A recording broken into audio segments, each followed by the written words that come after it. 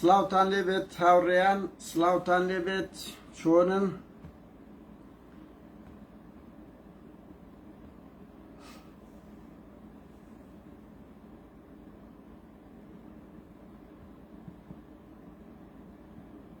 بەخێربێن هاوڕێیان بەخێربێن بەخێربێن ئێستا قسە و باز لەسەر ئاژبەتاڵی نوێی پارتی یەکێتی بەرامبەر خەڵکی کوردستان دەکەین. ئاژبەتاڵێکی تر خیانەتێکی تر شنگاڵێکی تر 16 ئۆکتۆبەرێکی تر بەڕێوەیە هاوڕێیان 16 ئۆکتۆبەرێشکە بەڕێوەیە بەرامبەر خەڵکی کوردستان کایە تا ڕووی نەدایە وەرنە سەخات تا ڕووی نەدایە ڕسوای ئەو چەتانە بکەن. ئێستا بۆتان باز دەکەین خیانەتێک دەکەن ئەوانە چه خیانەتێک دەکەن هاوڕێیان بەخێربێن ببورنەوە وێنەکە ناساف بوو لە بەهەندێک چوومە دەرێ وێنەکە زۆر ناساف بوو لە بەهەندێک چوو بوومە دەرێ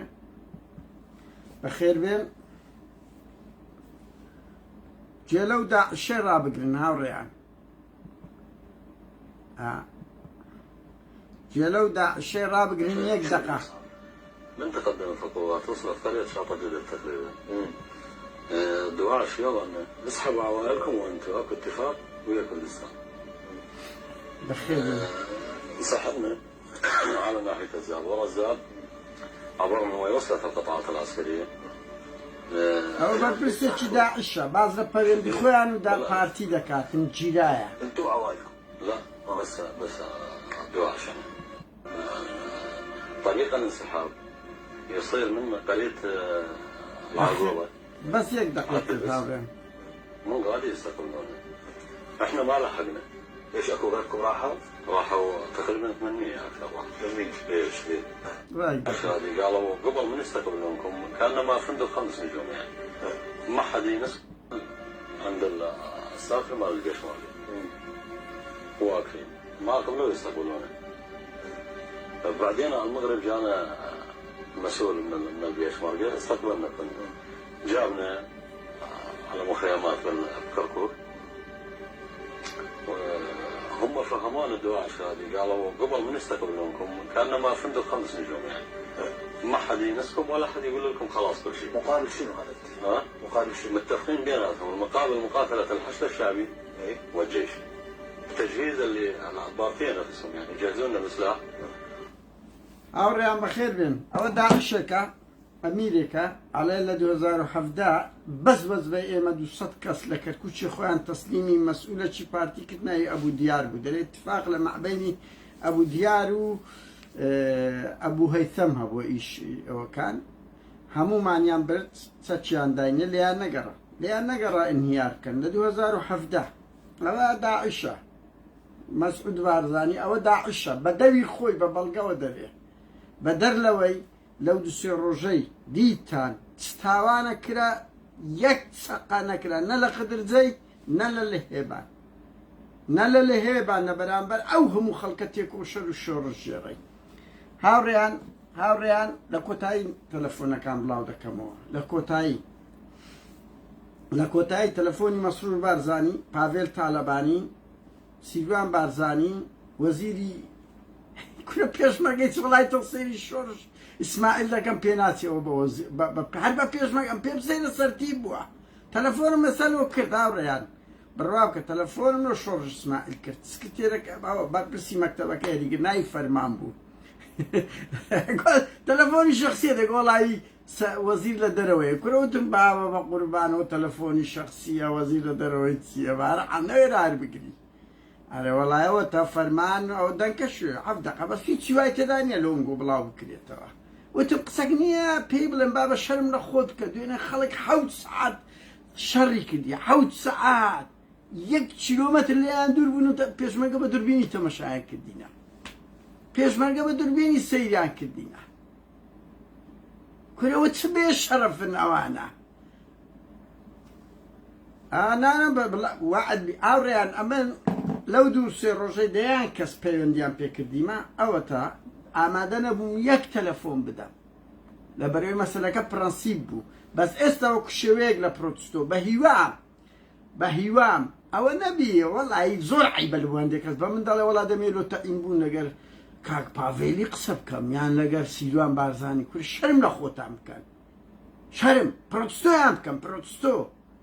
یعنی تو کە بێیشی کە وەزعت خراپە کە خزمت دەکوژێ ئەوانن ڕەخنەیان لێ بگرن ڕسوایان بکەن فەجددیمە یعنی خەڵک ئێستا چاوی لەوەیە ئسمسێکی لە بۆ بکاتن سیروان بارزانی یان ئەوەتە مەسرور و پاڤێل جوابیان دەنەوە سوتێنرا شاوڕیان گوندی لە هێبان سوتێنرا بە دەستی داعش کەمەک لەمەوبەر لە خیانەت و ئاژبەتاڵی پارتی وێچێتی ئێستا زۆر بە درێژی باز دەکەین هاوڕێیان بەس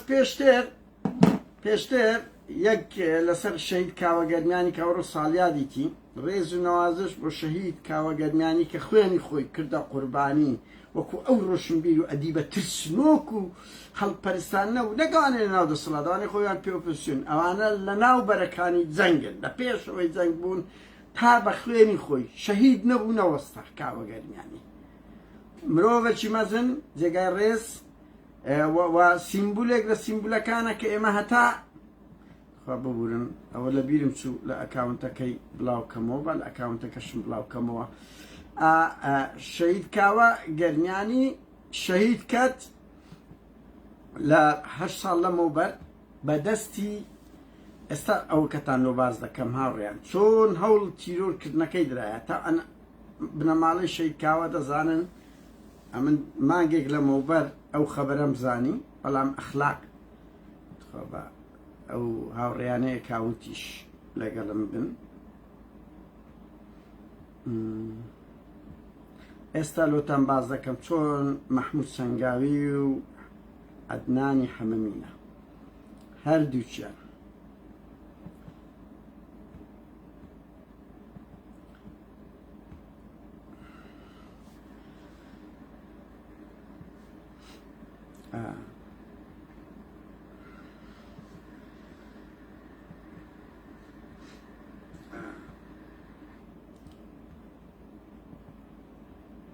بەس ئەوڕیان ببورن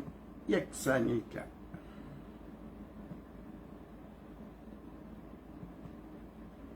ئێستا ببورن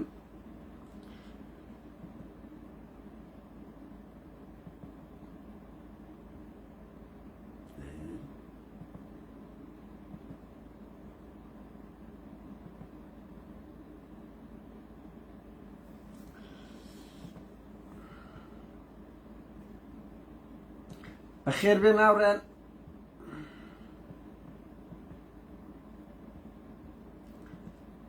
هاوڕێن ئێستا بوت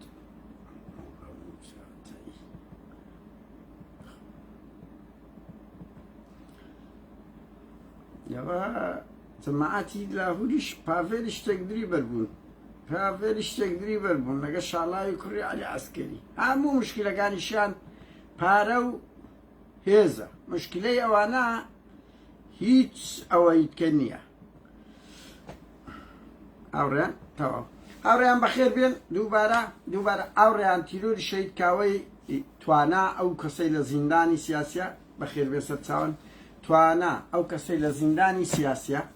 ببورم زیندانە لە جیرە ترافیک کردیە کە چۆن بووە و چێ پێی گوتیە ئەنا منێک دوو مانگ لەمەوە بەرزانیم بەس وەکو ڕێزگرتن لە بنەماڵی شەهید کاوە وتیان باز مەکە تا یاد ساڵیادی شەهید کاوە ئەوڕۆ بە خۆیان تەلمیحیاندایە بەڵام من هەمووی باز دەکەم ئەوەی هاوڕێیان ساردە ئێرە بڕوا بکەوە ژووری خانووی کوڕەکەشمە خانووشی بچووک لە ناو ماڵەکەی بۆیە سلکە قچە گەنجانەیە من نییە منەوە پیرین توانا لە ناو زیندان دوای ئەوەی براکەی کوژرا تا ئەن براکەی لەگەڵی شریک بووە لەو تاوانەی ناوی جێگر بووە لە نزیک کفرین لە 22 قسەی بەر لە هەندێک قسەی کردبوو ئاوڕیان قسەی کردبوو کە توانای برای بۆ وەعدرایەک دوو مانگ بچیرێ دوای ئەوە ئازاد دەکرێت بەڵام کە ئازاد نەکرا قسە دەکات ئیتر وەڵاستان لە نزیک گۆڕەپانەکە چێ شوێنەکە پەیکەرە بە ناوی خالید گەرمیانی داعشاینا بۆ وێندەر هەویاوە گرت بوو جێگریان گرت کوشتیان هەر لە وێندەر یەک دووەش کەش بریندار بوون کە هاتبوونە سەرێ داعش یعنی 22 ینی 2 مانگون هەندێک لەمەوبەر هێنا هات جێگری کوشت لەبەر ئەوی جێگر هەڕەشەی کردبوو بۆ بووی ئەمن زانیاری و نهێنیەکان باس دەکەم توانە هەموو نهێنیەکانی باس کرد لە زیندان هەموو ئەوەیم بزانم بەڵگەی 100% لەبەردەستی ماڵی شەید کاوەگەرمیانی هەیە کە احترافی کردیە محمود سەنگاوی عەدنانی ئەحمەمینە هەردووچیان تەنسیقیان کردیە لۆ تیرۆری شەید کاوەگەرمیانی لەبەر ئەوەی شەید کاوەگەرمیانی لە سەوانی نووسیە یەکەم جار توانە لەگە جێگری برای چوونە پشتەوەی ماڵ یەکەچیان لە پشتەوەی ماڵیاندایە بە بەرد و شتیوالاتە بێتە دەرێت تیرۆری بکەن پێیان نەکرد کەس نەهاتە دەرێ ئەو جارە لە دەرکەیاندایە ئەوە بوو لە دەرکەی شەید کاوە و داچی هاتە دەرێ توانە شەهیدی کردیە جێگری برای لەگەڵی بووە ئەو هەژاری ئاسایشەیە هەژاری ئاسایش ئەوی لە شەڕی داعش کوژرا ئەوش حیمایە کردینە نازانم ئیتیان لەگەڵەوە بەس ئەو احترافی لەس ئەو سەیەک ئەو پێنجە کردیە کە ئەو پێنجەیە بووەوە جێگر بە ناوی داعش کوژرا جارەکەی تریش باسم کرد بە ناوی داعش کوژرا لە کاتێکدا ئینتیقام بوو لەسەر ئەوەی هەوڵیدا ئەو نهێنێ ئێستا ئەمن دەڵێم ئەو بەعس بکە ئەو بەعس بکە بۆیە محمود سەنگاوی عەدنانی حەمەمینە پیاوە بنوەرن لە ئەوروپا شکات لەم بکە ئەم شکاتم لێتان کردیە وەرشکار لەم کە هەردوو کەسێکمان دیسێ سویدیمانی وەرە بە ئەو مەلەفە بێتە گۆڕێ وەرن ئەوە من تومەتان لۆ دروست دەکەم تۆمەتان لۆ دروست دەکەم دەڵێم ئەنگۆ تیرۆریست ئەنگۆ بکوژی شەید کرد هێز نییە محمود سەنگاوی ئەو تۆمەتر لە کۆڵ بکاتەوە هێز نییە هەزار ئەوەندە دژی پارتی بی هەزار ئەوەندە بڵێ سەرم سپی کرد لە پێشمەرگایەتی و کوڕە هەژارم و نازانم وامە مستحیل ئەو تاوانەت لە کۆڵ إلى الأبد إلى الأبد خوێنی کاوە کەم نییە ئەو سنگولانە هەموو بەرپرسێک دەیبزانی بە مەسرور بارزانی و مەسعود و جەلال تاڵەبانی و حتا لاهور شێخ زەنجیشکە ئەو ماوەی لە ئەو بە هەرچ تاوانێکیان کردبی لە ڕووی ئەمنیەوە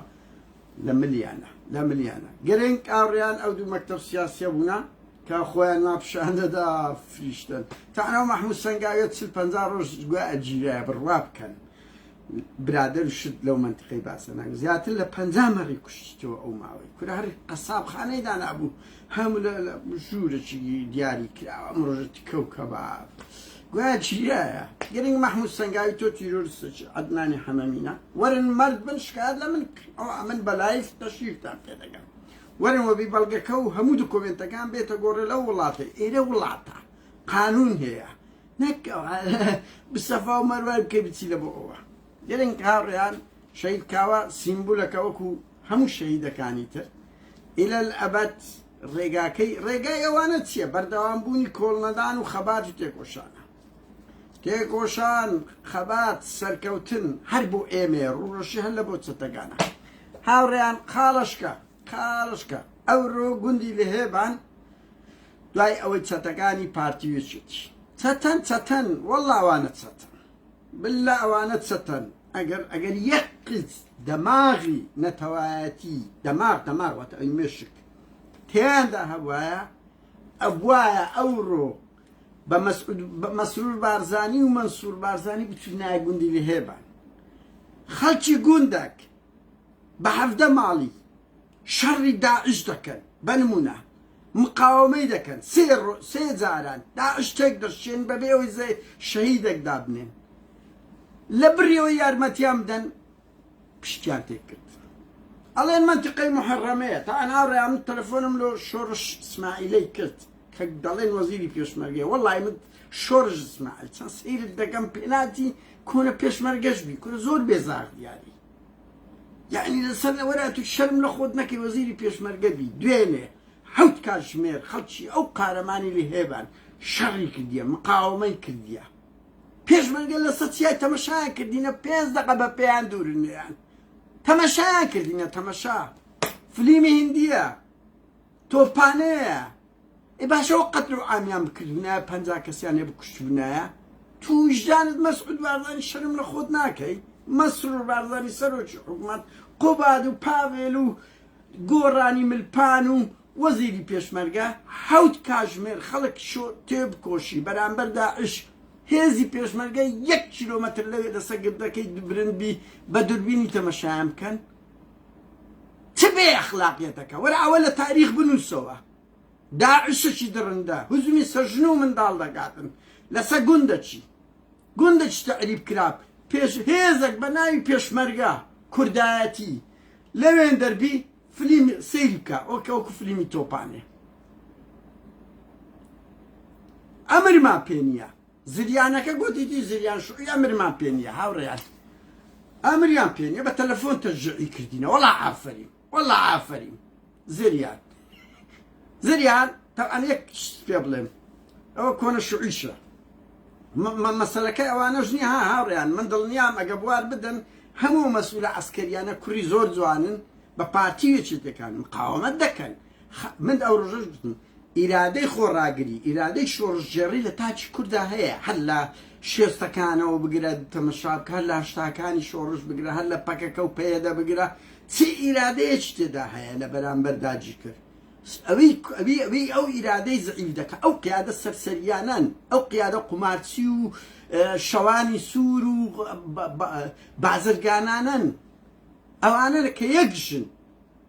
یەک ژن حیزیان دەکات یەک ژن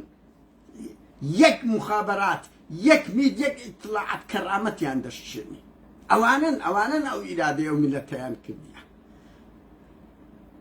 من دڵنیام بەڵام لەگەڵ هەموو ئەوەش هاوڕێیان ئەو ڕائیدەی شەهید ببوون سیروان بارزانی بەخۆی لە تەلەفۆنەکەش باسەکە ئەڵێ پێمان گۆ مەچوو هەرچوو شەهیدیش بوو هەر حەوتیان شەهید بوو تەمەڕودی لە وەزارەتی پێشمەرگە و لە سیروان بارزانی کرد ئەوە جێگای ئەو ڕائیدە و هەر پێششیان ئەوانە شایستەی پەیکەرن بەس بزانە لەبەر ئەوەی مەسعود بارزانی هیچ ئیحتیمامی پێ نەدان لەبەر ئەوەی چی ئەو ژنای گوندی خدرزەی نەگوت هەر سێ کوڕم بە قوربانی ئەوەی بی بزانە ئەو قارەمانانە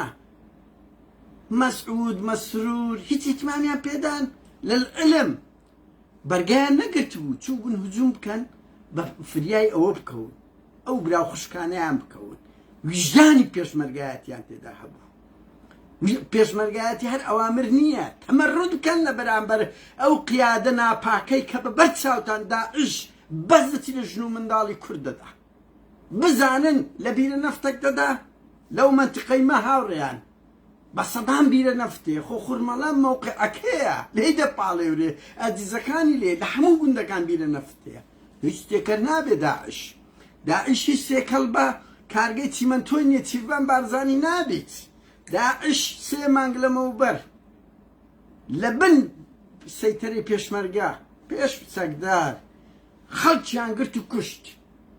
نە چەکدارەکان تەقەیان کرد نە داعشەکان تەقەیان لێ کرد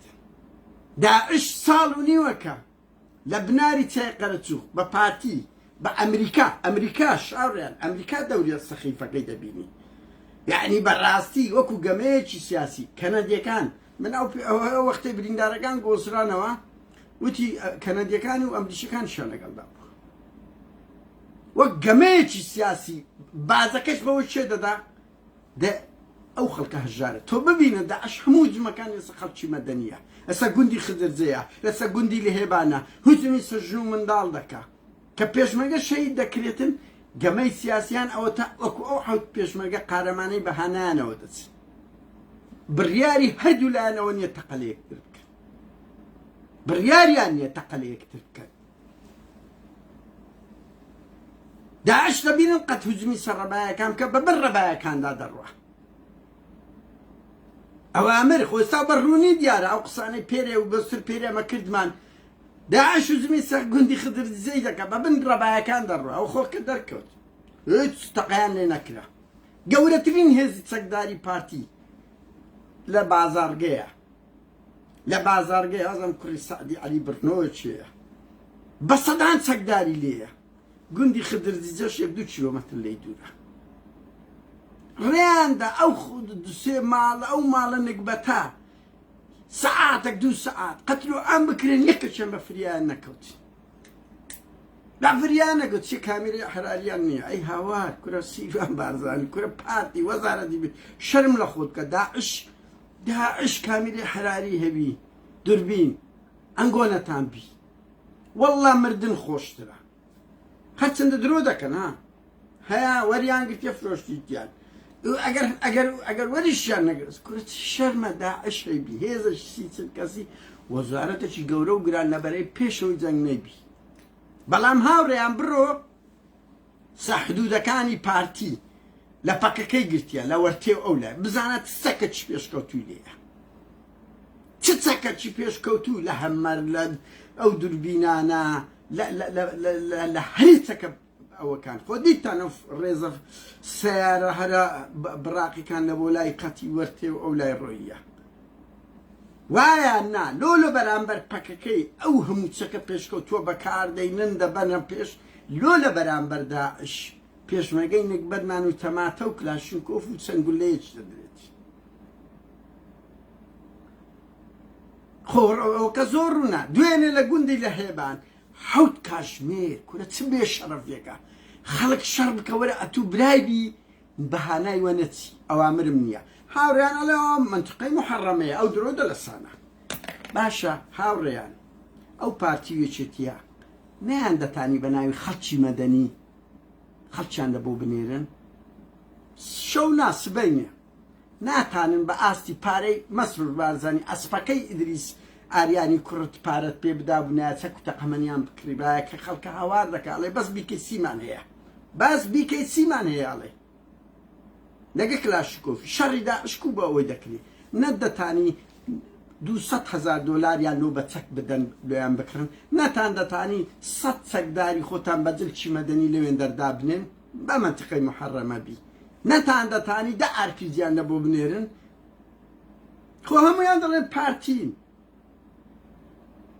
لەوەی بێشەرەفی تر هەیە گوندەک هاوڕیان ئەو منتقەی لای ئێمە لە شێستەکانەوە تعریب دەکرێت تعریب یعنی ئەو عەرەبە مستەوتنەکان کە دێن گوندەکانیان لێ داگیر کردنە ئەو لە هێبانش لە هەشتاکان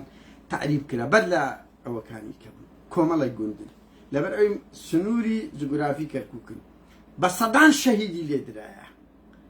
بە سەدان شەهیدی لێدرایە ماندیبوونێکی زۆر ئەو هەموو خەڵکە لە گوندی زێدی باو با پیرانی لە 60 و 70 دەربەدەر کرایە ئێستا کە تەبەردەستی کورت بە داعش فرۆشرا بە داعش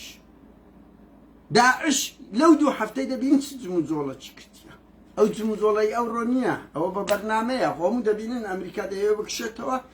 خەتەری داعش پیشاندەن ئەوان پێویستیان بەوەیە هاوڕێیان بێن بڵێن داعش زۆر خەتەرە کۆمەڵکوژیش حەزیان لێیە 10 کۆمەڵکوژیتکەی و خدرزەی ڕووبدا هەتا بە دنیا بڵێن داعش خەتەرە وەرن پارەمان بدەنێ وەرن چەکمان بدەنێ وەرن حیمایەمان بکەن وەرن استقبالمان بکەن چکە تڕۆ کرابوون لەو ماوانە کەس ئیتیمامی پێ نادەن ئەوان حەز دەکەن وەکو جەلال تاڵەبانی گوتنی ئاخ بۆ چەند هەڵەبجێشکە وەکو شەنگاڵ کە مەسعود بارزانی لە خۆی بایی ببوو استقبالی بەرپرس هەرە باڵاکانی دەکرد گوەرنەبەرەکانی جەنگ ئامادەن کاتم نییە بە شەنگاڵ هەموو ئەوە بوون بە قەتل و عام ئەوانە بەخین و بەو قوربانیدانە گەورانەی کورد بەس بیر لە احتیمام بە خۆدانی خۆیان دەکەنەوە حەز دەکەن داعش سەد تاوانی بکە و کۆمەڵکوژیت بکە هەتا ئەوان احتیمامیان پێ بدرێ بۆیە ببینن ئەوەی خدرجەیان چەند گەورە کرد بەس ئەدی ئەوەی لێ هێبان لە کاتێکدا ئەوەی لێ هێبان نمونەی خارەمانەتی و خەڵکە تۆمار کرد کەس ئامادە نییە هیچ ئەوە پارتی منتقەی پارتی هیچێتی ناتوانی پاڤلە شێت 1000 دەیان دەفتەر دۆلارت لەو ماوانە لەولا سەرفکرد نەدەتانی 2-3 دەفتەر دۆلار لە بۆ خەڵکی ئەو گوندەی بنێری بڵێ بڕۆ چەک بکڕن بیکەسی بکڕن لۆیان بنێرن یەکێتی 50 چەکداری خۆت بە ناوی مەدەنی بنێری خەڵکی منتیقەکەی چه ئیرادەیەکتان دروست دەکرد بەس ئەوە خەڵکەکە بەجێهێشت داعش ئەو شۆ سوتاندیتی چ تێکشکانەکی زەلیلە چ بێ ئیرادەکە ئەزە گوندەکانی کەش دێ هەموو گوندەکان کەش دەست پێ دەکات داعشیش ئەنەرخێکی هێزێکی پێبەخشرا لە پای ئەو هجوومەی کە کردی و ئەو سەرکەوتنانەی بەدەستدەینی خەوە هێز دەداتن خەڵکی ئەو گوندانە کەسی هاوڕێیان بڕوا بکەن بەشەکی هەرە گەورەی بڕیارە نابی تەقیانێ بکرێت بەس بەشیش پێشمەرگەش تااقەتی نمایە شەڕی داعش بکە لەبەرەوەی دایان بینن ئەوانە بە قشتیان دەدەن و پەیوەندیان بە خۆیان لەگەڵیان هەیە خەڵکیش ئامادە نییە زۆر شەڕی داعش بکات دایان بینێت چ خائینەکە و ئەوانە بەس حەزیان لەوەیە خەڵک نییە دیتان مەسعود بارزانی ئەو ژنە گوندی خدرزەی گوتی هەرسێ کوڕم بە قوربانی بی بریسکەی لۆ کرد لە قەوی شێرە ژنی پێدا هەردوو کوڕەکەی خۆی ڕەوان کردەکەنی بەڵام ئەوەش لە هێبان خۆ ئەوش شارە ئەگە مەسعود بارزانی هەستی نەتەوایەتی تێ ئەگە ڕازگۆی بابە بەنەوە ئەکاریکاری ئەوانەمان دەکرد خۆم دەرگاکان قفل نییە خۆ بابان گۆ مخدرات محرمات لە هەموو دنیاە دەیکەن زێر بازرگانی نەوتی ڕەش هەزاران شت دەکەن لەبەرەوەی خێری تێدایە تەحەدا دەکەم هاوڕێیان داعش یەک بیرە نەفت بتەقێنەوە بزانن چۆن پارچە پارچەیان دەکەن چۆن لێیان دەدەن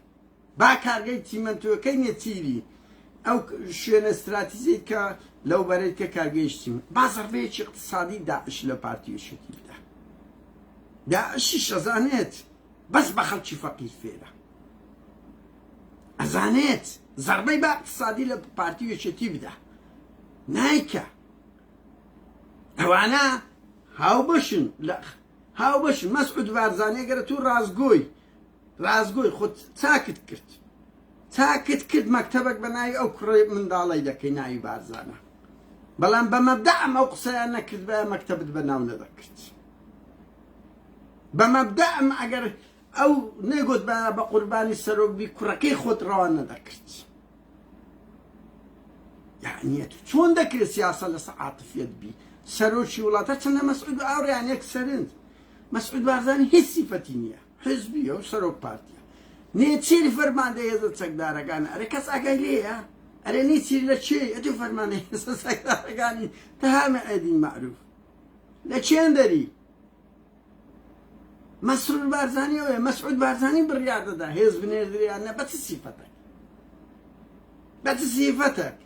یعنی ئەمە باز لە قانون و دەوڵەت دەکەین کاکە ئەمە باز لە قانون و دەوڵەت دەکەین بە چ سیفەتێک مەسعود بارزانی هێز دەجوڵێنی پاشەکشەی پێدەکا گرنگی پێدەدا یعنی هەر ئەوە بۆ خۆی کە بڵێن وەڵا قانونی نییە ئەوەش بە خۆی مەسەڵەن سەد بڵێ لۆ نەچوونە گوندی لە هێبان ئەڵێ منتیقەی محەرەمەیە ئەو فەرمانەکەی مدیر مەکتەبی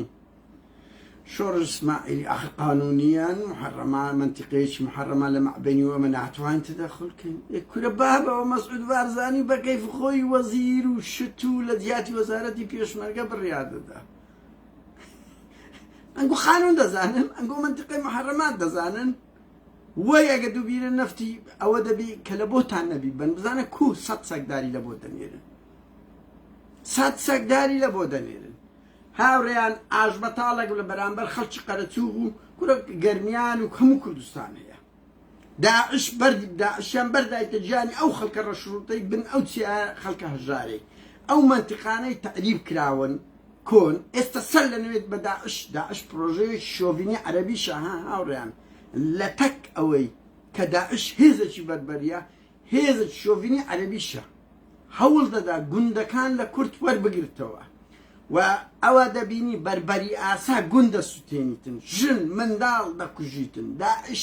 هێزێکی زۆر بەربەریە و هێزێکی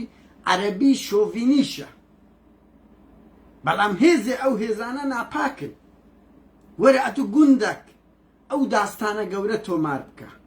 لە بری ئەوەی تەشجیعی بکەی ئەوای لێ بکەیت چکوانە حەزیان لێیە ئەڵڵا ئینسان لەبەر پەریان پارێتەوە کورە منداڵم بە قوربان بی کورە هەموو کورد بە قوربانین گۆبی کورە بەس ئەنگۆ سەرتان بەرز بی حەزیان لەو زمانە لاوازەیە بەڵام حەزیان لە خەڵکی بە ئیرادە نییە حەزیان لە خەڵکی بە کەرامەت نییە حەزیان لە خەڵک نییە بڵێ نا تەسەورکەن هاوڕێیان من دوێنێ فلیمەکم دیت فلیمەک بەڕێ کەوت ناوی فلیمەکەم ئێستا لە بیر چوە وەڵڵی نووسیبووم چون دکتۆرەکی بیننەوە ئەمریکیەکان فلیمەکە گوایە ڕاستیە چون دکتۆرەکی بیننەوە ئەمریکی بوو لە نیوزیلیای بوو دیتیان قەتل و ئامی خەڵکەکە دەکری پنتاگۆن گوتی بەس دەبێت دکتۆرەکەی بینەوە واز لە خەڵک بینین ئەو هێزە 12 کەسی بوو بەرگە ناگرین قەتل و عامی خەڵک بکرێ زریان و هەموو پێشمەرگە عسکەریانەی خەڵکی دەشتی هەولێرن کەرامەتتان وەک ئەو فلیمەی هەبی تەمەڕۆت بکەن لە قیادەکانتان لە کاتێک دەبینن داعش ژن و منداڵ و گوندی خەڵکی کوردستان دەسوستێنی تەمەڕۆت بکەن شەرم لە خۆت بکات چەکل لە دەستە لۆ چ لە دەستە لەبەر چاوت پێشمەرگە بچن داعش پیاوی پیری کورد گەنجی کورد دیفاع لە شەرەف و ناموسی خۆی لە گوندەکەی بکە ئەتوش سەیری بکەی بەخۆشت بڵێ ئینسان و پێشمەرگە کورە شەرم لە خۆتان بکەن چەکدارەکانی پارتیوێچێتی من ناڵم وەڵایی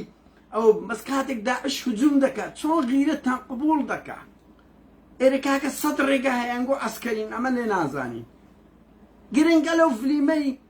هەرچەند پنتاگۆن داوا دەکات ئەڵێ فەورەن سەعبنەوە ئەڵێ بەرگە ناگرین ئەو قەتل و عامی خەڵک ببینین دیتیتمانە ویان لە گوندە چی کردیە هەمویان قوتار دەکەن هەژنۆ شەهید دادەنێ ئەو فلیمە ڕاستیە هاوڕێیان و فلیمی ئەو قەتل و عامی بۆسنێ و هەرسکە سربیەکان قەت ئەوە پێدادران دادگا کامیرەمانە کە ئەوە فڕۆکەوانێکی ئەمریکی تەسویری کرد هەموو ئەوش فلیمە یعنی ڕیسکی بە حیاتی خۆی کرد چ فلیم ئەوەکەی دەرهێنا ڤیدیۆکەی دەرهێنا لە بەرەوەی لە دادگای لە های بەڵگە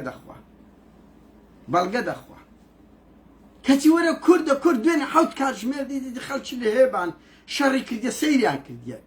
بەخۆشی دەرێ پێشمەرگە مەسعود بارزانی بەخۆشی دەرێ موعامەرەی گەورە لە کورد هەیە ئەوەش تورکمانەکەی چەچی پێ بوو کلاشیک و خەنجەری پێ بوو هەزار شتی پێ بوو هەمویان لەگەری کردە لۆش وەختی تەنگانەی دانا بابە قەتل و عامی خەڵکێک دەکرێ دەتەوێ هەموویەکی خدرجەی لێ بکرێ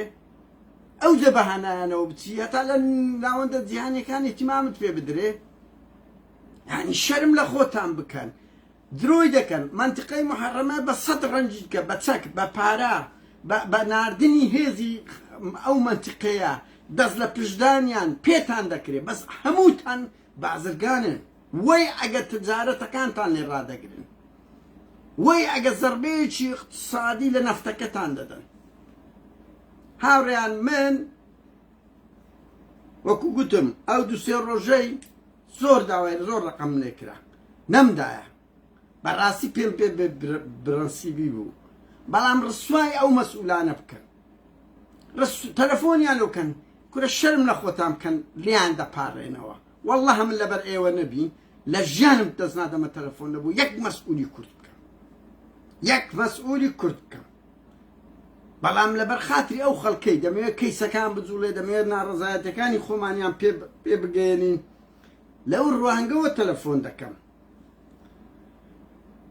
لەو ڕوانگەوە تەلەفۆن دەکەم هاوڕێیان تەلەفۆن ئەوی لە خۆی دەنووسی بە سەریعی ڕەنگی ئەو مەقتەعی ئەخیری دەبڕم نەزانم شکایەتم لێ دەکەن تەلەفۆنی مەسرور بارزانی کۆڕەک 445 0101 445 0101 دووبارە کۆڕەک 445 0101 مەسرور بارزانی وەتسئاپ و سیگنال و هەمووی هەیە سیروان بارزانی 750 444 0777 750 کۆڕەک 444 0777 پاڤێل تالەبانی ڕاوەستن پاڤێل تالەبانی هاوڕیانەوە تووڕەیە لە تووڕەیە بڵاو دەکەم وەگەنا من بەڕاستی ئەخلاقیەن حەزم لێ نەبوو ئەوانە بڵاو بکەمەوە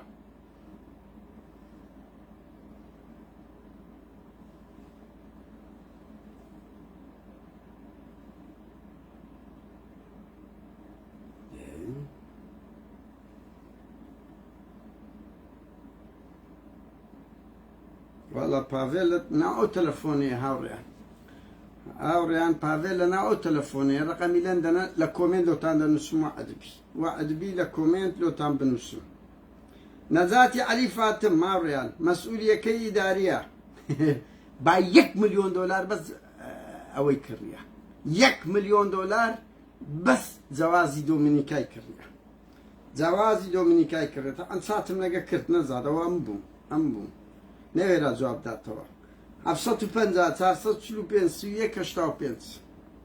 750 445 3185 مديري آسايشي سليماني والله أوش لنا وتلفونك كي عوري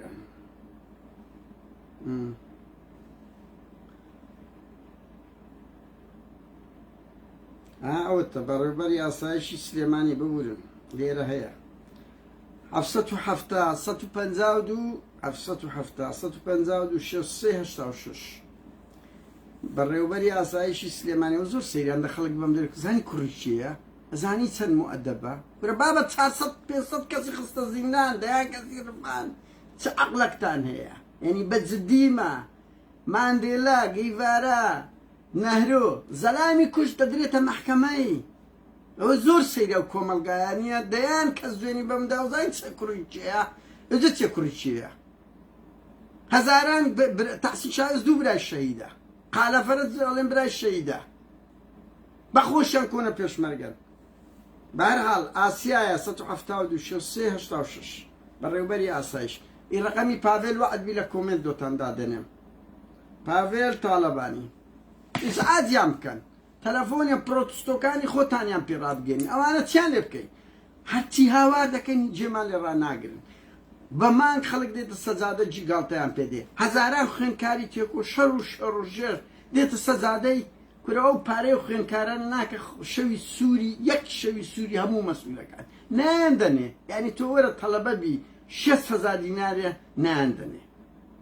کەتی هەموو بەرپرسەکان ساڵانە دەیان سیارە دەگۆڕن بە تایبەتی پاڤێل و ئەو پاڤێلە نییە لە لەندەن مەعرەزی سیاراتی هەرە ڕاقیەیە بۆ زانیاریتان معرضی سیاراتی هەرە ڕاقیەیە مەسعود بارزانی لە میشن لە ئەڵمانیا بەس کوشینەکانی بنی ساڵانە بای زیاتر لە 100,000 دۆلاری دەگۆڕی هەر سیارەی بە 200-300,000 چەندە دەکڕیتن 800,000 ڕادەوەسیە تا دەبتە درع و ئەوانە هەموو 2-3 ساڵ جارێک دەگۆڕن یعنی لۆ خۆیان ژیانی خۆیان ئەسپەکانیان سەگەکانیان هەرە ڕاقی عالەمیەکان دەکردن بەڵام لۆ تەڵەبەی نەکبەت ئەوزەگەنا کورد و کوردستان ئاڵا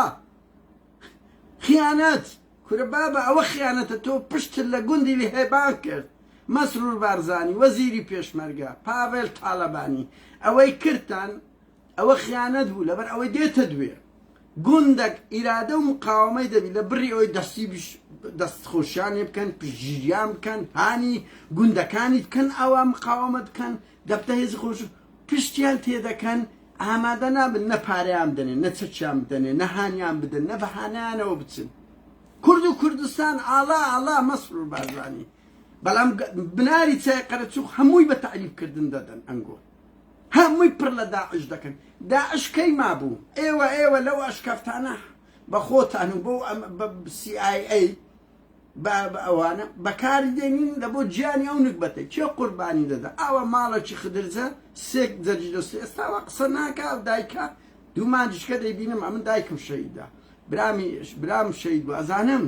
چ دەکەن ئەزانم سەبر بگرە یەک دوو مانجشکە کە ئەو قەرەباڵغی لێ دەبر بزانە چ ئاگرێک لە جەرجی بەردەبیتن ئەو دەمی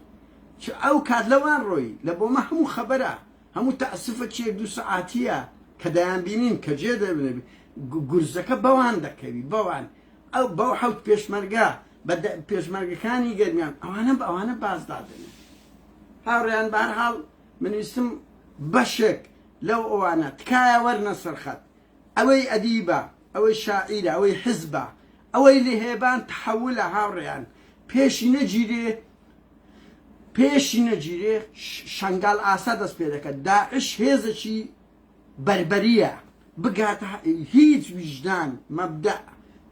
پرۆتۆکۆل بڕوا بکەن ئەو داعشە کە پارتی ئێستا ئاوا وەکو گورگ پەروەردەی کردەوە لە فەرخایەتی پێی ڕاگەیاندەوە لەگەر زۆر هێزولانی کە بڕوا بکەن دەستبین ڕۆژێک دادێ نییە بە گچکە و گەورەی ماڵی بارزانیش دادێ دەستی هەبی هیچ ویژدانی نییە هیچ پێمیان نییە ئەوانە بۆیە تا زوو پێشان نەگیرێ تا خەڵک فێرم ئەو مقاومەی وەکو لێ هێبان نەبی کە بەداخەوە بە نەتیجەی زۆر خراپ لە بۆ خەڵکەوە بوو کرۆوەرە ئەتۆ خاوەن ئەو ئیرادەی خەڵک بی خەڵکی چغەم خدرجە مقاومەی بکە ماڵک بە تاقتنە 5-6 گەندیان مقاومەی ئەو هێزە داعشە بکەن وەرە پێشمەگەل بە توربینی سەیری بکات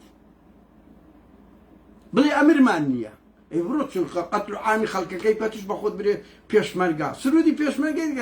کاک مەسعود لە بۆ ئەوەی بکە